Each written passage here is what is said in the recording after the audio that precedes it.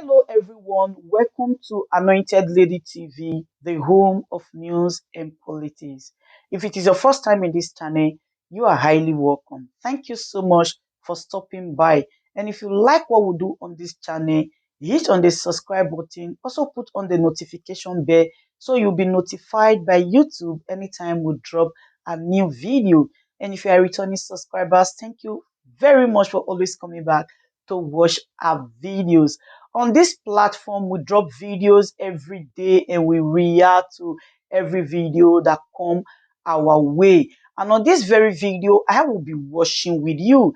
And after watching, let's go to the comment section and drop our opinion constructively. Like our videos and also share our videos if possible. See you next time in my next video.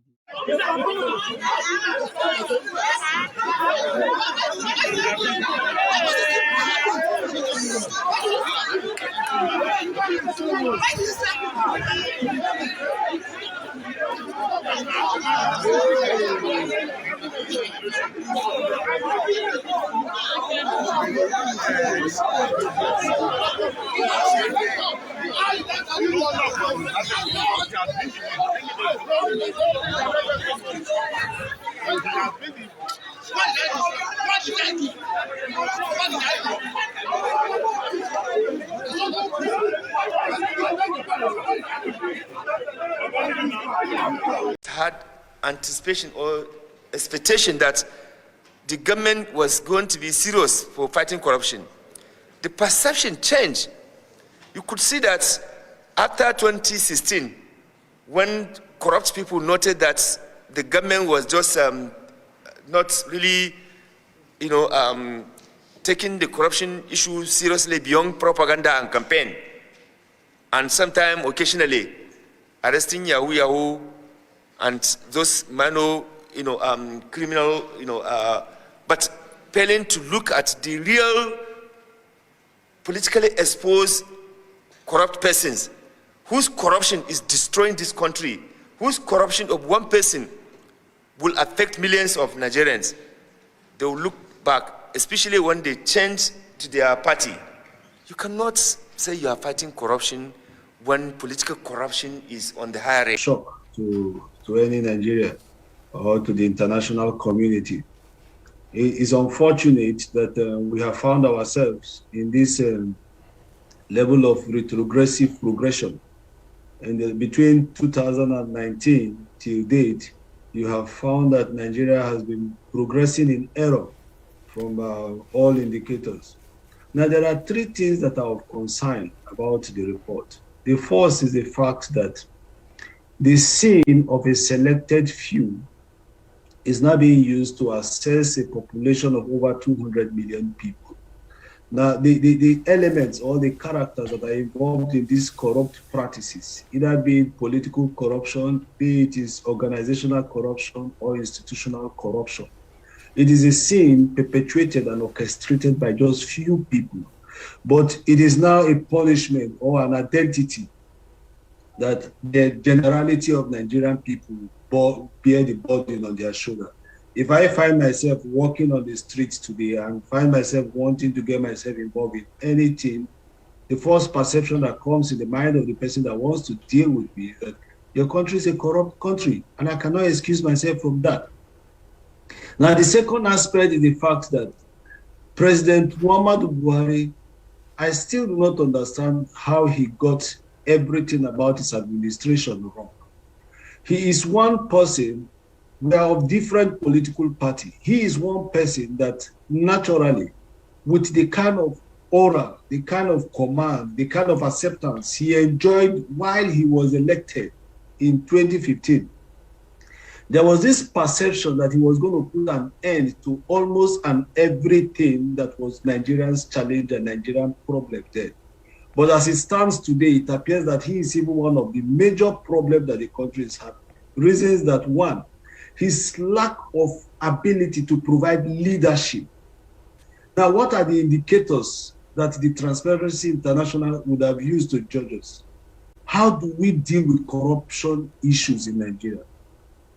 What are our punishment levels to corrupt practice corrupt people in office? What are the present cases we have had that ties to corruption, and how have these things been handled? There are a lot of, there are several sagas from 2015 till date that are right on the table of the president. No actions have been taken. Like the chairman of the Transparency International in Nigeria mentioned, the political corruption, once you are in another political party, you are corrupt.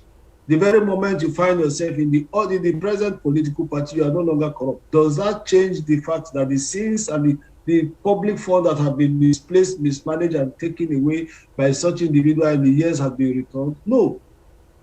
Now, so the perception out there is clear. The first one is that we don't have a country that is serious fighting corruption. We don't have a government that is seriously fighting corruption. Comrade Imagwe, can you hear me, Comrade Imagwe? That are corrupt, that are remorseful of their actions. So if you can hear me, Comrade Imagwe, if you can hear me, you mentioned the president not providing leadership. Comrade Imagwe, can you hear me? You spoke of the president not providing leadership. Are there not several other leadership levels as far as this anti-corruption campaign is concerned, where those at the helm are also expected to provide that trait, at least from their level? So you have 3 tiers of government, 3 levels of government and all that. Is it just a problem of lack of leadership from the president, or does it percolate down the entire system? Yeah, Amechi, yes, ordinarily, it should not just be the problem of the president or the executive arm of government if we have a system that is functional. And that is why I will clearly state that Nigeria's own situation is not just an institutional crisis, it's equally a structural crisis. A structural crisis in the sense that certain persons that have been trusted with public responsibility, rather than carrying out this duty holistically, they still make reference and clearance and acceptance and approval from the man that has appointed them. I do not see any reason why I'm not convinced that the fellow, the chairman of EFCC, do not have the mental and the human capacity to run that agency. He's young, he's dynamic, and he's very articulate and vibrant. But again, such institutions are still limited and subjected to the instruction of the presidency. Look at the issue of the National Assembly. Every and any policy that is to be made and to be approved must be taken to the president for his own individual perception. It is until the president says, I'm comfortable with this thing, that certain institutions function. So the structural challenge here is that the process, the leadership process from the grassroots, bottom top, is faulty. Now, then when you now bring it to the institutional level, institutions are not independent in Nigeria. So it still boils back to the leadership. Who is the leadership? The president of the country. See, when he asserts authority and people are convinced that he has the ability and is going to demonstrate that by either firing, I think there is a president of, is in Malawi or one of these neighboring countries that mentioned that he was investigating the COVID fund, the COVID-related generated fund and donor agencies that donated to the country. And he said he has even instructed the police to arrest members of his cabinet, even if the member had refunded the money. But he is convinced that at the time when the member took that money without approval, that money would have been used for something else. And on the strength of that, the man has been relieved of his appointment and has been handed over to the police. In all these instances, such nation will be taken serious in the quest of fighting corruption. But in our own case, you will hear that this person is a corrupt person. The next minute, the person jump political party. The place that the person is now received is Aso Rock.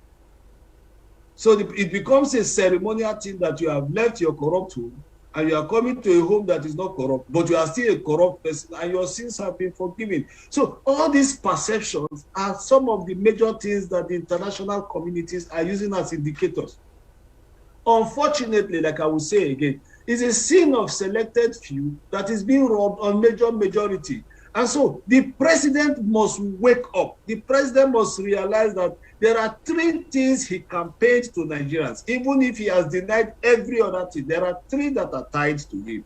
The first one is about his total discomfort with corruption, and he said he was going to wrestle corruption headlong. Okay. Second is insecurity.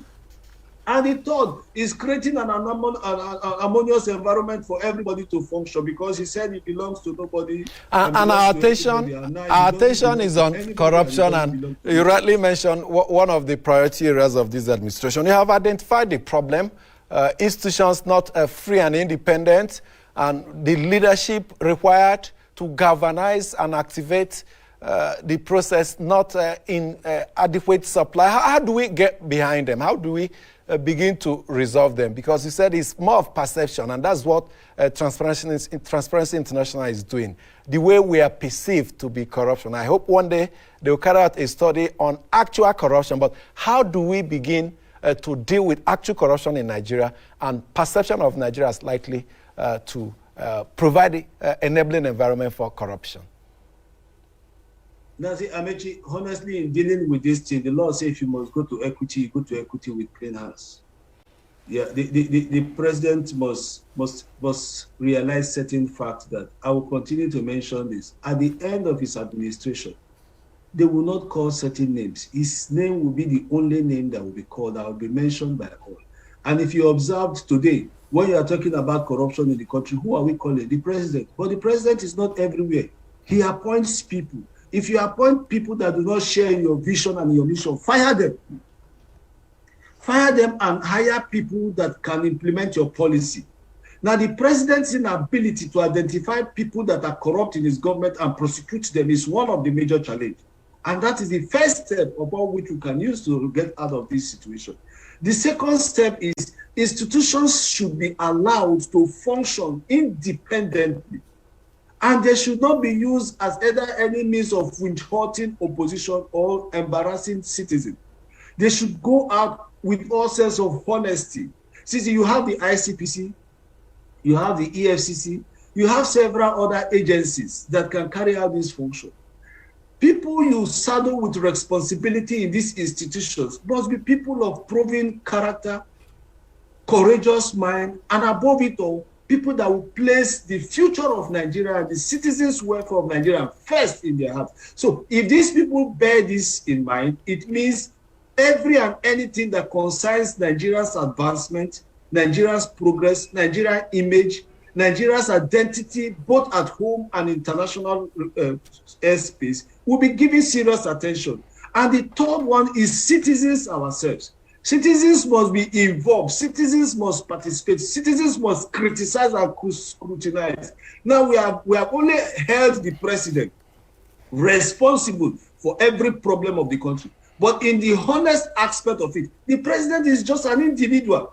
There are people that he has appointed and saddled with responsibility at different agencies and different ministries, different departments. Do we interrogate what these people do? Do we call them out? Do we scrutinize them? If we scrutinize them and mount pressure on the president, no matter what it is, I am convinced that the president will listen. But so we have narrowed our concern, narrowed our interrogation, narrowed our conversation around the president.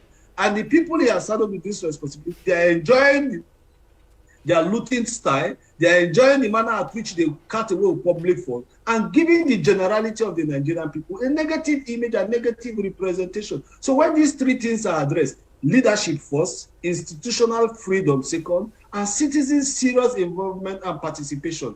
With these 3 things put together and tied to honesty, I'm telling you the truth, Amechi, Nigeria will get out of the mess we have found ourselves. We may not get out just by tomorrow, but the process of getting us out of it will be articulated.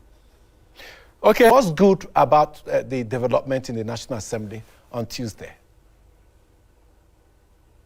Amechi, I don't think there is anything good about the development. I just feel that it's an unceremoniously delayed tactics.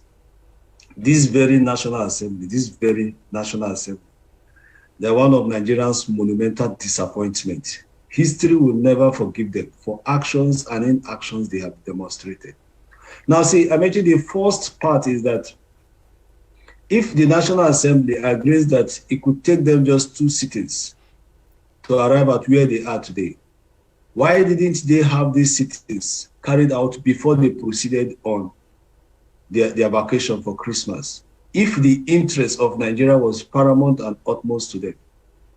And now, because the excuse they gave that they were proceeding on that recess was that they want to consult, check across the entire senatorial district of the Federation and the federal constituencies of the Federation and ask if there was any stakeholders meeting that was convoked by either the representative or the senator for the purpose of seeking citizens or constituencies' opinion in this the National Assembly members have constituency offices, and we know they reach out to their constituents also. Now, the second aspect is,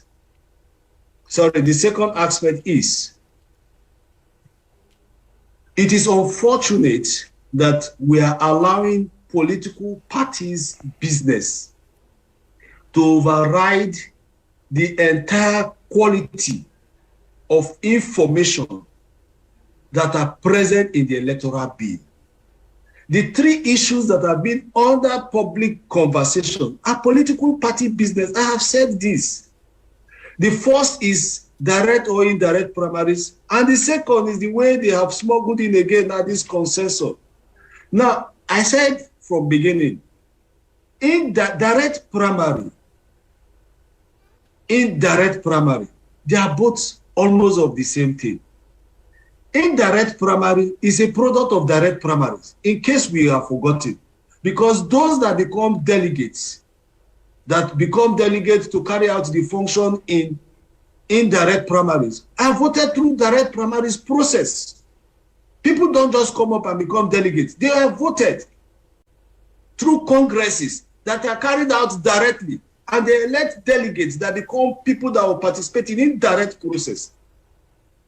Now, so that shouldn't be our worries. Our worries are, what do we have in that electoral bill that would have given credence and increased the credibility of the electoral process? What do we have there that would have matched up with international best practices in terms of prosecuting and preparing and conducting an election?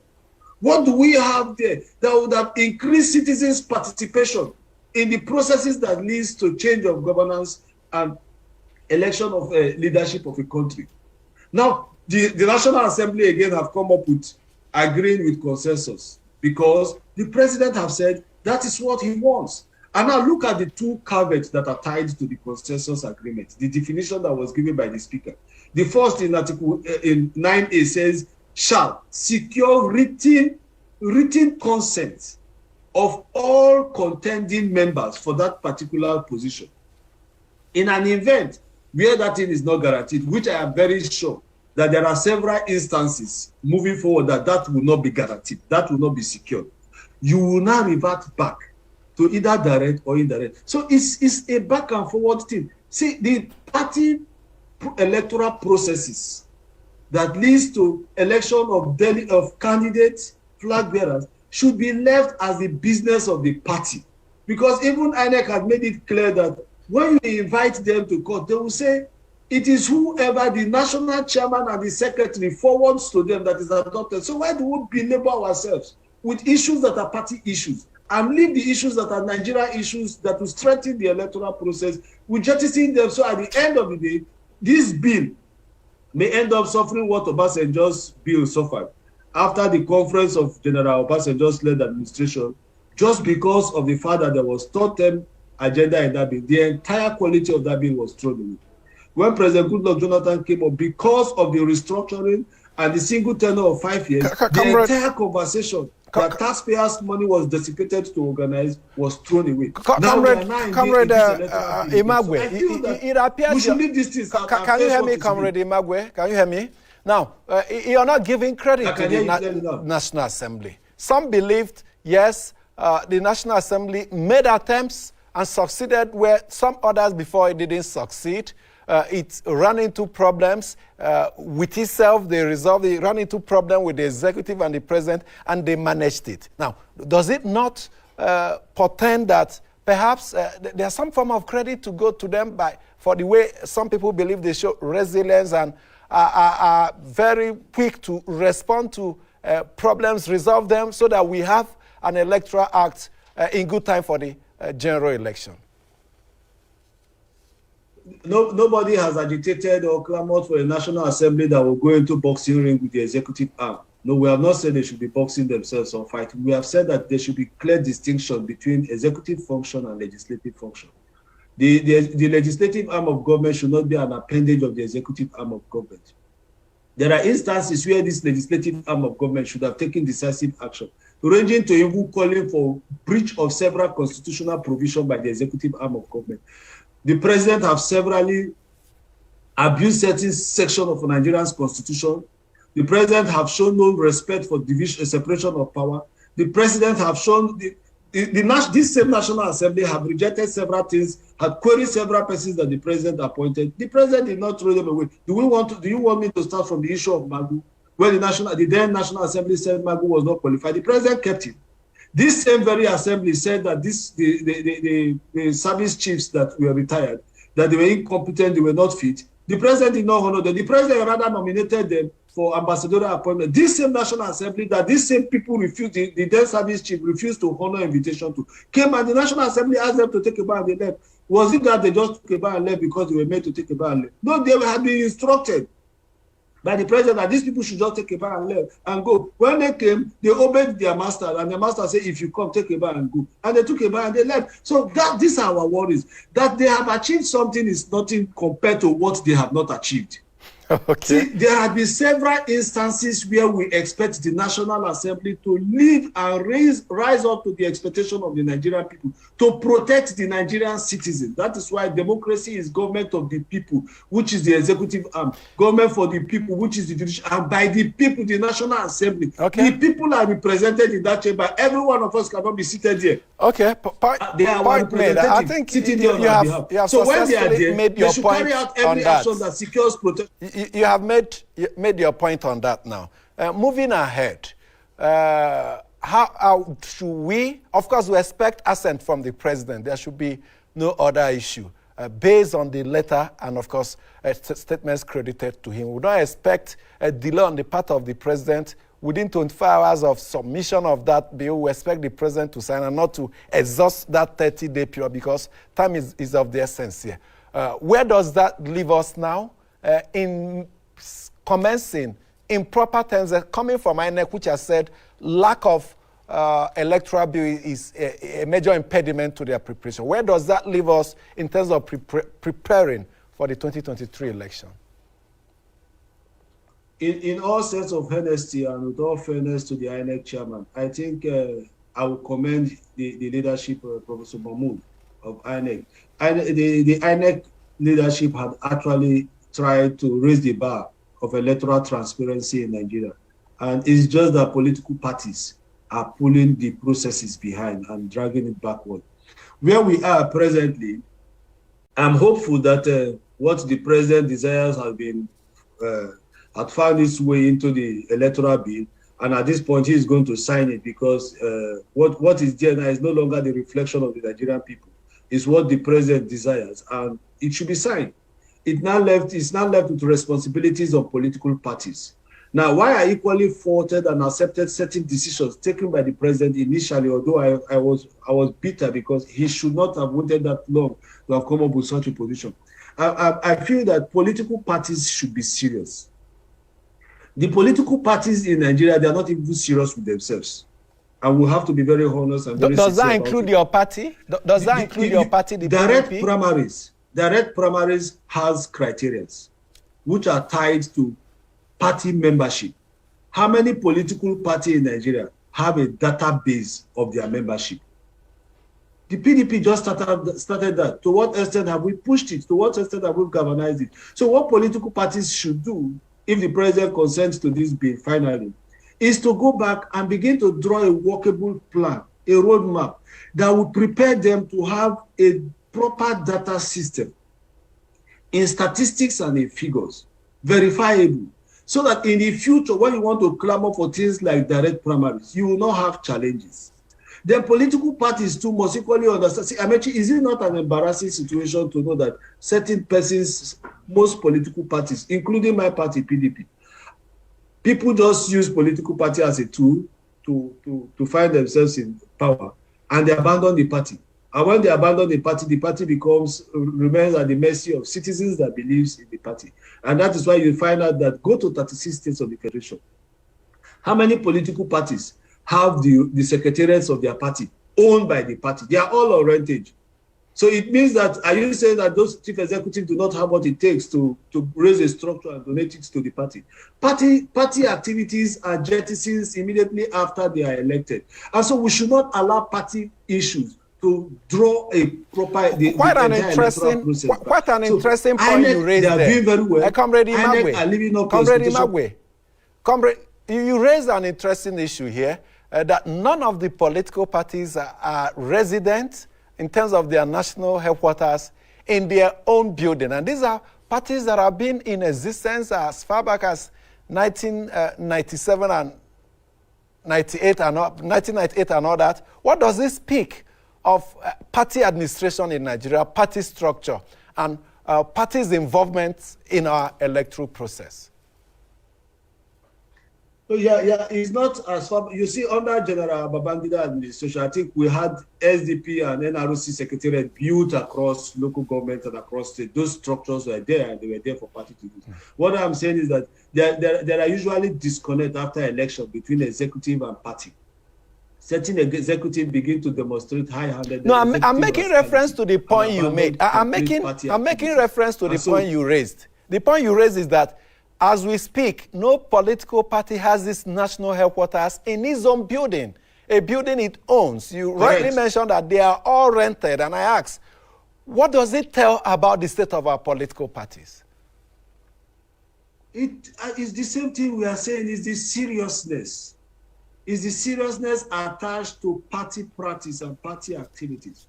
Now, Amechi, let me not be economical with the truth here. The concern is why you see certain fears are raised in quarters, the fact that it almost begins to look like the man that begins to pay the piper dictates the tune.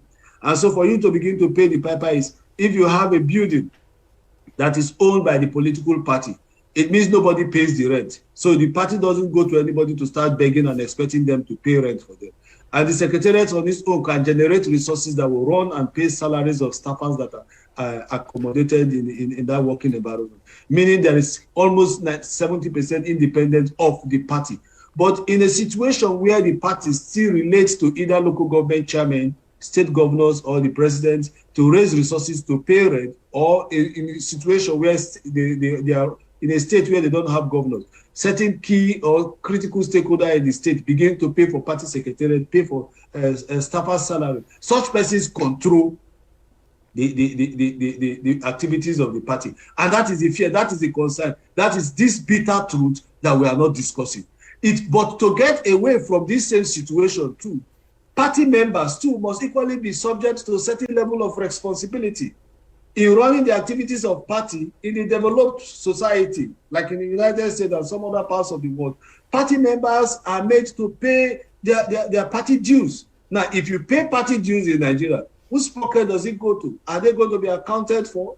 That's another challenge. So these are some of the indicators that makes it very difficult for you to see that party structures and party activities after elections are sustained and are kept. So the executive begin to run governance in the manner at which they want to run it. All activities of governance are now taken away from party secretariat to the executive arm of government. So you see a governor says that anytime the state chairman wants to see him, local government chairman wants to see him, rather than going to the party secretariat to hold this meeting, that same secretariat they go to seek for vote, to request for citizens' mandate and party mandates. They will now say no, they can't go there. Such executive, elected party executive, must come to government house. That is why you see that when people want to cross ship now from political party, rather than going to their local government to cross ship or going to their ward to cross ship, the president sits in his office rather than administering the affairs of the country. He sits there and waits for people that wants to come to him to cross ship. And so that is how it has degenerated. And these are the concerns. And that is why we are saying that the electoral bill has so many other valuable things that we should put first, deal with. In the future, we'll continue to deal with these other things. Like yesterday when we heard about this suspension of the subsidy regime, I looked at it and I smiled. And I said, people do not understand this president. The president has done what I call negotiated exit. He has negotiated himself away from crisis and has thrown the crisis forward for 18 months. Whosoever comes to inherit it will begin. But there is already a constitutional challenge there. A constitutional challenge in the sense that the bill which has been passed and enacted by law, meaning that there should have been suspension of subsidy regime from February. And now there is no budgetary allocation for it going forward for the 2022. Meaning two things has to go back to the National Assembly. There's going to be an amendment bill that will be taken back to the National Assembly to revisit that act. To and a supplementary budget. The 18 months. Okay. And again, the budgeting situation equally has to be tinkered with again, either a supplementary budget. And that is what the executive has said they will do any moment from now. Now, as we get set to round off, this will serve as your conclusion. You said at the beginning of this, when we started this issue, that perhaps the inclusion of direct, indirect, or consensus as method of primaries for political parties is a needless distraction that is an internal affairs of the parties, and we shouldn't legislate on it. Now, if you take a look at our electoral reforms and its history, a lot of reforms in terms of the electorate, conduct of the election, in reforms of INEC, some people believe we also need to reform the political parties because as whatever work you do in reforming the electorate, the electoral system, and INEC, without reforming the political parties, it may amount to naught. Perhaps that may explain why the legislators felt we need to begin to reform the political parties by regulating how they conduct their primaries, using their own words, invading what ordinarily should be their own terrain. Yeah, see, I mentioned nothing is wrong in saying that the reform should go hand in hand, the reform in the electoral sector and the reform in political party. We are not criticizing that. We are only saying that you don't just jump into reform. In the process of policy, there are formulation processes, and that formulation processes has to do with the coming together of those in theories and those in practice. When I say those in theories, are those that are going to be writing this policy. And those that will practice it are political party members that makes up political party. Now, if you say you want us to go into direct, indirect, or consensus, there have been several consensus agreements in the time past. The present national chairman of PDP came under consensus. When then Governor Adams Oshiomhole became national chairman of APC, he came under consensus. There are several consensus processes that are taking place in the time past. Sometimes they call it gentlemanly agreement. It depends on the internal party working mechanism. Now, but party again, in moving forward, so that they can equally catch up with the pace INEC is going, they must be serious. And the first level of seriousness of political party is an open party membership registration. PDP is doing that, and we are doing that with all sense of honesty and seriousness. And I'm sure in the months ahead, the result is going to speak for itself. It's not going to be like that of the Anambra case where they say direct primaries. People came out to vote and for the primaries, and that does not translate to the electoral result. What we are doing in the party is a sincere and genuine vote membership registration process. I have my card. I registered and I got my ID immediately. And that is, see, these are documentary processes that will now prepare us for the next step. The next step will now be accommodating a direct primary. And in the process of accommodating a direct primaries, the mechanism that should give a credible direct primary have been accommodated, which is a proper membership register. Then the seriousness of the party should equally now be taken away from elected members to party members themselves. Party members, again, should begin to agree and prepare themselves that if we want to take our parties very serious and take it from the hands of these people that we assume have kidnapped our party after using us to gain executive position, then we must begin to subject ourselves and the willingness to begin to pay our membership dues